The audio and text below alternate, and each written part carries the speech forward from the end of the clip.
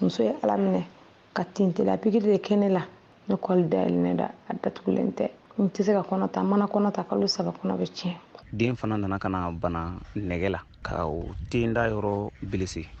Kɔnɔmaya o yɛrɛ y'a damana sɛgɛn ye fo ka taa se jiginyɔrɔ ma min yɛrɛ yelen do k'a fɔ k'a ka gɛlɛn kosɛbɛ musolaka caman fɛ. O n'a ta bɛɛ jiginyɔrɔ ninnu na musolaka dɔw garisɛgɛ bi don waleya cɛjuguw la a dɔw bi kɛ kumasen fɛ kɛwalew la fo ka taa se fura kɛli u yɛrɛ la min ni u yɛrɛ ka yamariya t'a kɔnɔ. Kunba Tarawore ka bɔ Kayi ale bi ɲɛfɔli k'an ye a waleya ninnu dɔw kan minnu tara k'a sɛgɛrɛ. Ne ka gynécologue ka assistante kɔnɔdimi ye ne minɛ ne y'a wele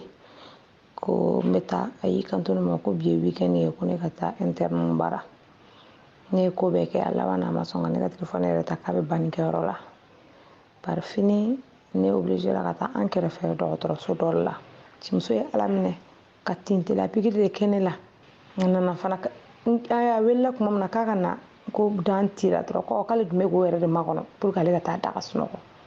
Nin waleya min tara k'a sɛgɛrɛ jiginyɔrɔw la o kɛra kɔlɔlɔba ye kuma ma an bɛ don min na i ko bi. A kɛra degun ye ne ma parce que placenta dun banna ka bɔ a taara dɔgɔtɔrɔ de wele ka na placenta bɔli la o k'a bolo bɛɛ don ka placenta labɔ sisan kɔlɔlɔ min bɛ ne la ne kɔli ko kɛra problème ye ne bolo ne kɔli dayɛlɛnnen de don n tɛ se ka kɔnɔ ta mana kɔnɔ ta kalo 3 kɔnɔ bɛ tiɲɛ. O kumakan kelenw olu sɔrɔla Salimata Konate fanfɛ. Ale ka fɔla muso jiginikɛlaw ni o bɛ tali kɛ sage-femme na olu yɛrɛ ti k'u ka baara waleya ka ɲɛ jango u ka wari sɔrɔ dama. Ne ye jigintɔla yɛrɛ dimi b'i kan n'i yɛrɛ kɛ cogo o cogo tɛ duman f'i ɲɛna muso in ko ne ma ne man jɔ k'ale bɛ ne bugɔ i b'a dɔn dimi b'i kan i tɛ se k'i yɛrɛ kɛ cogo sira ye olu de ka ɲi k'i nɛgɛ ne ka den fɔlɔ la ne jiginna yɔrɔ min o tun ye cɛw ye olu yɛrɛ ye ne nɛgɛ kosɛbɛ mais yan nɔ musow ka ko de ka gɛrɛ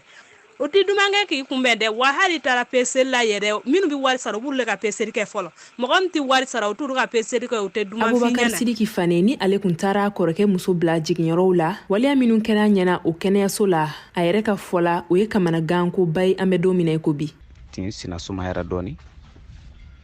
o tin sina sumayale muso nana fɔ ne ma ko ni nin ma jigi joona ko ale bɛna opération kɛ. So nana jigin ka bɛn 0 heure kɔnɔna ma à peu près o y'a sɔrɔ ale dɔgɔtɔrɔmuso yɛrɛ min bɛ nin kuma na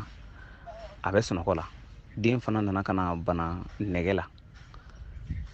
ka o den da yɔrɔ bilisi an nana ka na lajɛli kɛ ka na sɔrɔ a jiginnen don dɔgɔtɔrɔmuso bɛ den kunna ko nɛgɛ y'o ye bana n ko nɛgɛ bɛ se ko bana ye bolo cogo di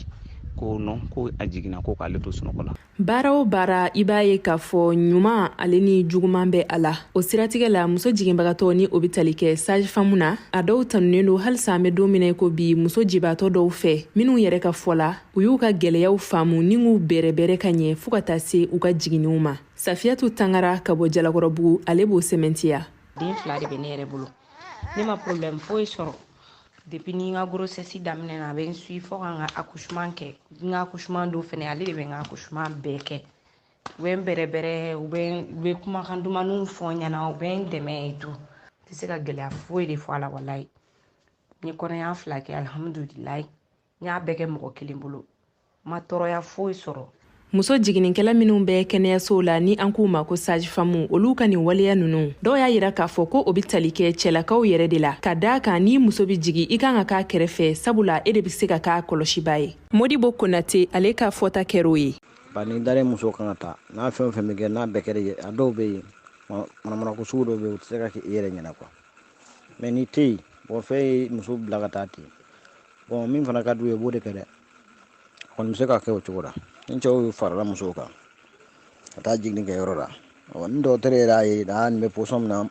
mɔgɔ bɛ nin kɔ n'i y'a kɛ cogo dɔ la laban bɛna kɛ cogo dɔ la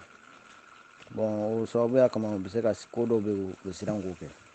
Dɔgɔtɔrɔ kɛrɛnkɛrɛnnenya la sage-femme olu kan ka waleya sugu jumɛnw de matarafa u kan ka kɛ kɛcogo jumɛnw na walasa ka se ka banabaatɔ fo ka taa se muso jiginbagatɔw ma ka olu ka dimi kun u la. Dr Suleiman Jara ka bɔ Bamako sigida 5nan kɔnɔna na ale bɛ ɲɛfɔli k'an ye o kan. Min ka gɛlɛn n'a bɛɛ ye o ye accueil ye